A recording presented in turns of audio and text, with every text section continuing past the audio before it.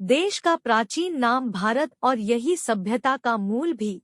RSS ने कहा गलतियों को सुधारने में लगेगा वक्त। संघ के सरकार्यवाह मनमोहन वैद्य ने कहा कि देश का नाम भारत ही है और यह भारत ही रहना चाहिए। यह प्राचीन काल से देश का प्रचलित नाम है।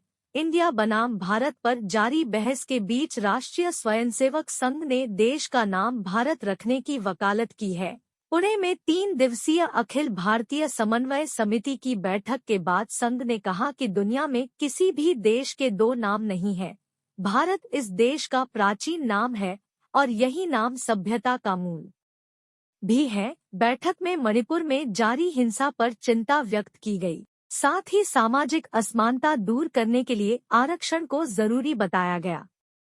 संघ के सरकार्यवाह मनमोहन वैद्य ने कहा कि देश का नाम भारत ही है और यह भारत ही रहना चाहिए। यह प्राचीन काल से देश का प्रचलित नाम है। वैद्य ने कहा कि भारत दुनिया का इकलौता देश है जिसके 2 नाम है।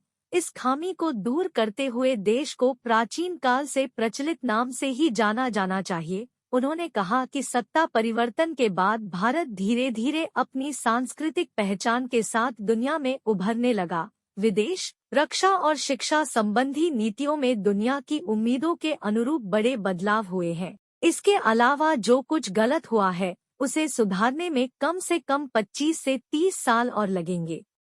इस दौर संघ के विस्तार की भी चर्चा की। उन्होंने कहा कि कोरोना महामारी से पहले फरवरी 2020 तक 62,491 शाखाएं 38,913 स्थानों पर चल रही थी। अब यह संख्या 68,651 हो गई है।